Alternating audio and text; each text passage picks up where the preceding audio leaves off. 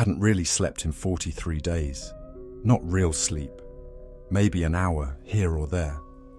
Half dreams that cracked open the moment I blinked. The city never helped. Chicago hums at night. Pipes, traffic, neighbors coughing through the walls. Even the silence makes noise after midnight. I worked nights in logistics. Data reports, nothing special. Same chair, same blue light. Every hour felt like a copy of the last. I used to think you could go crazy from sleep deprivation, but the truth is quieter. You just start to dissolve. My doctor had given up after the third medication failed. "You're resistant," he'd said, like it was my fault. CBT, melatonin, Zolpidem, even that weird light therapy lamp. Nothing. I'd lie down and my heart would start sprinting like it was running from something. One night, around 3 a.m., I found an ad in a health forum. Plain text, no image. Somniva, rest the way, nature intended. Non-prescription trial doses available.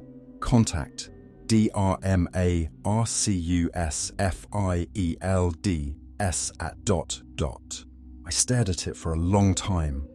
The words nature intended felt like a dare. 2 days later, I met the guy in a diner on Halsted.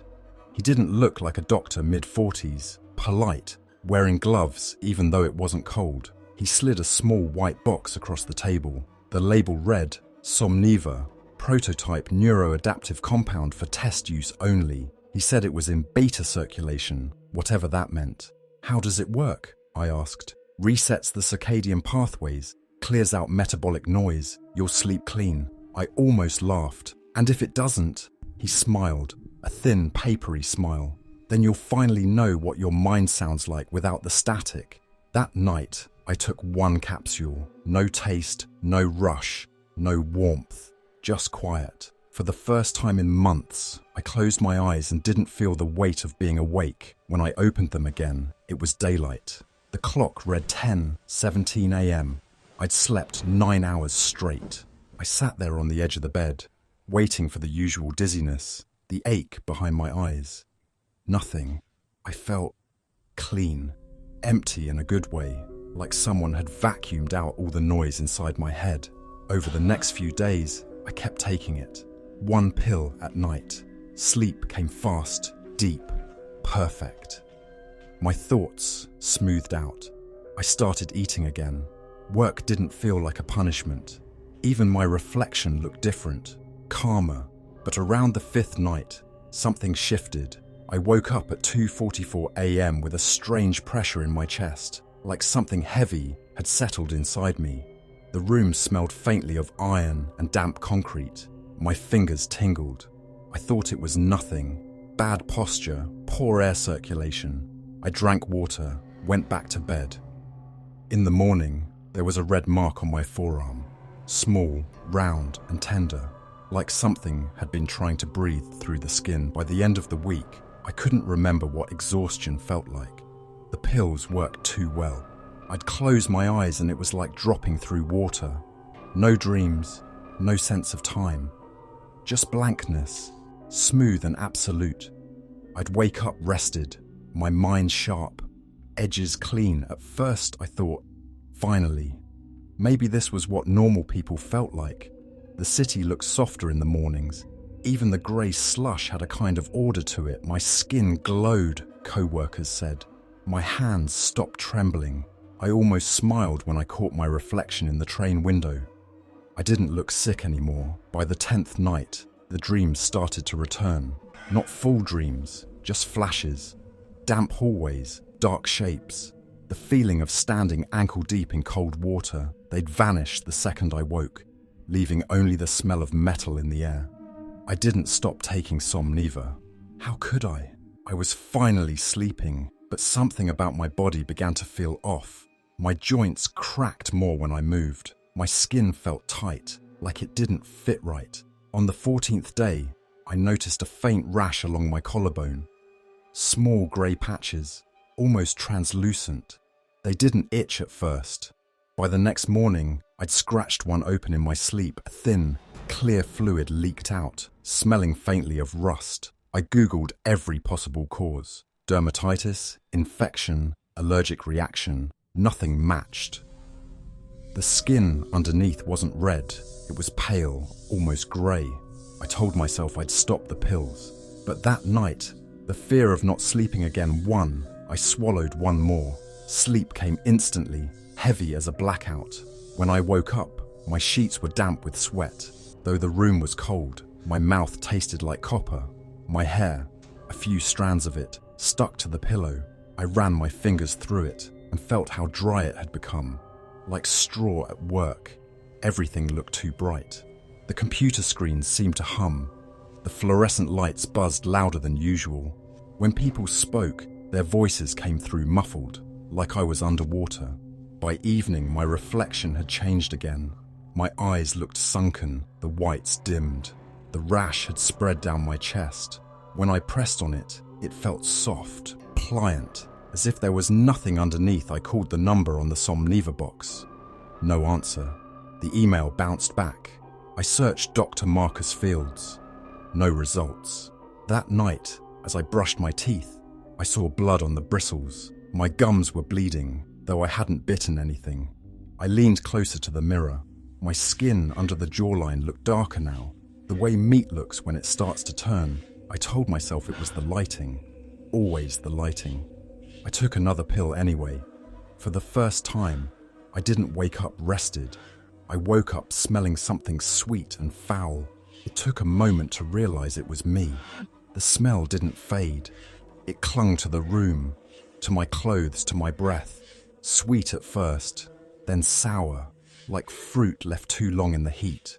I showered twice, scrubbed until my skin burned, but the scent only got stronger. That morning, the skin on my forearm began to peel where the rash had been. Not flake, peel. A patch the size of a coin came off in one motion, smooth and wet underneath. The flesh below was grey. Like boiled chicken, I stared at it for a long time. No blood, no pain, just the faint pulse of something sluggish under the surface. I pressed it with a tissue. It left no mark. When I called in sick, my voice sounded strange, thin, disconnected. The woman from HR asked if I was all right. I told her it was a flu. She paused, then said she could hear something in my tone, like an echo. By the second day home, I couldn't stand mirrors. The reflection didn't line up right. There was always a half-second lag between my movements and the image.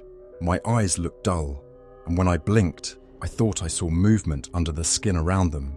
Tiny shivers, like worms. I stopped opening the curtains. The light made everything look too real. At night, the itching got worse. It started deep in the bone, then climbed outward until I couldn't stop clawing at myself. Fingers and nails left dark grooves across my arms. I wrapped them in towels to keep from tearing more skin off. I tried stopping the pills. On the first night without them, I didn't sleep at all. My heartbeat pounded through the mattress, echoing in my teeth. Every time I closed my eyes, I saw flashes, veins, rot, white bone beneath grey flesh. The next morning, my pillow was soaked. The skin around my neck had started to separate in fine lines, thin as paper cuts.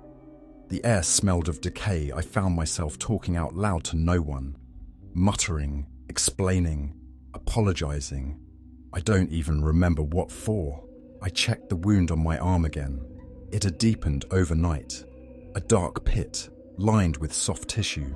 I could see the tendons beneath it, moving sluggishly when I flexed my fingers. That was when I realized there was no pain anymore. The nerves had gone quiet. I opened my laptop and began recording a video log, some instinct to document, in case someone found me later. My name is Michael Hale. I took something called Somniva. I showed the wound to the camera. The flesh glistened faintly. I think it's breaking me down. When I watched the playback, my voice was distorted, lower, slower, and the wound was gone. My skin looked smooth, unbroken. I stared at the screen until it froze on my face, mid-breath, eyes unfocused. In the reflection of the dark monitor, the skin on my cheek rippled once. Like something underneath was trying to rise. I stopped answering calls. The phone buzzed for hours, then stopped altogether. Someone knocked on my door the next day. 3 times. Steady, patient, I didn't move. The sound of footsteps faded, and for a moment I thought I'd imagined it. The apartment had changed. The air felt thicker like humidity, though it was the middle of winter. The wallpaper near the window began to bubble outward, soft blisters forming under the paint. When I touched one, it burst with a hiss, releasing a faint metallic scent. The skins on my chest had gone greyish, veined like marble. Every breath made it stretch and creak faintly, like wet paper. I told myself this couldn't be happening, that I needed to call someone, but the thought of explaining it to a doctor, a stranger, was unbearable. They'd never believe what I saw. I tried to eat. The taste was wrong. Every bite of bread turned sour in my mouth. Water smelled like copper. I spat it out and laughed, a short, dry sound. The laugh didn't sound human. When I slept, it wasn't sleep. I'd drift and wake in the same position hours later, the light exactly the same. Time had stopped moving the way it used to. I started keeping the lights off. The glow from the street lamps outside was enough. My skin looked better in the dark, less real. By the 4th day inside, my fingernails had turned black near the cuticles. They came off easily, sliding away from the flesh like loosened bark. I wrapped my hands in gauze. Though it didn't matter, every new layer soaked through. Sometimes I'd hear a faint sound from the corner of the room, like someone breathing under the floorboards. I'd lean down, whisper back, "I'm still here." The rot wasn't painful. That was the strangest part. It felt almost natural, like I was finally adjusting to what I really was. When I pulled another strip of skin from my shoulder, there was no blood, only a grey sheen underneath, smooth and cold. I spent hours just staring at it, tracing the edge with my finger, mesmerized by how easily it gave way. That night, I looked into the bathroom mirror and couldn't find my eyes. They'd sunk too deep into the sockets. The whites had turned yellow. My lips had split into pale cracks. I watched my reflection smile without me telling it to. "Almost done," it whispered. The next morning, there were knocks again, louder this time. Voices outside. My sister, maybe, or the landlord, I couldn't tell. I sat against the wall, silent. When the door broke open, light poured in, blinding and sharp. People shouted. Hands grabbed me. Too many. Too fast. Someone said, "Hospital." Someone said, "Delirium." I remember only one thing clearly before everything went dark. The smell. It wasn't decay anymore. It was clean. Almost sweet. When I came to, everything was white. Walls, sheets, lights. The air smelled like disinfectant and linen. A steady beeping came from somewhere near my head. A woman's voice said, "You're awake." I turned toward it. A nurse, young, kind eyes, clipboard in hand. I tried to speak, but my throat felt raw. "Don't rush," she said. "You've been asleep a long time." Asleep. The word didn't feel real. She told me I'd been brought in 3 weeks ago, found in my apartment, severely dehydrated, covered in self-inflicted wounds. The doctors had sedated me, stabilized my vitals. "You're safe now," she said. Safe. I wanted to believe her. They said there were no signs of infection, no necrosis, no tissue damage beyond scratches. The skin that I remembered pulling off was intact. My hair was shaved short, my nails neatly trimmed. My body, mine, looked whole. But when I pressed my palms together, I could still feel the texture of rot beneath the skin. Something soft and wet that wasn't supposed to be there. A psychiatrist came later that day. He spoke softly, almost rehearsed. "You were suffering from acute sleep deprivation psychosis," he explained. "The drug you took, Somniva, was an unregulated compound. It likely triggered hallucinations and tactile delusions." I nodded, though his words drifted past me like smoke. "I understand," I said, but I didn't. At night, I couldn't stop thinking about the apartment, the peeling walls, the hum behind them. I tried to sleep, but the silence was too perfect. No city noise, no hum of traffic, just the slow rhythm of the machines around me, counting every second I stayed alive. The nurse came in with medication, 2 white pills in a paper cup. "What are these?" I asked. "Routine," she said, "just to help you rest." I turned them over in my palm. They looked ordinary, smooth, chalky. "Are you sure it's not Somniva?" She smiled. "We don't use anything like that here." Still, I hesitated. The way she said "we" made something twist inside me. When I finally swallowed them, the taste was metallic, faint but unmistakable. An hour later, the room began to blur around the edges. The air grew heavy, thick, like before rain. My fingertips tingled. I touched my cheek. For a moment, I thought I felt movement beneath the skin. A small pulse. Something shifting, alive. The monitor beside me clicked softly, then steadied. The nurse's voice drifted in from the hallway, calm, distant. "He's resting now." I closed my eyes just for a moment. The smell returned. Faint, sweet, familiar.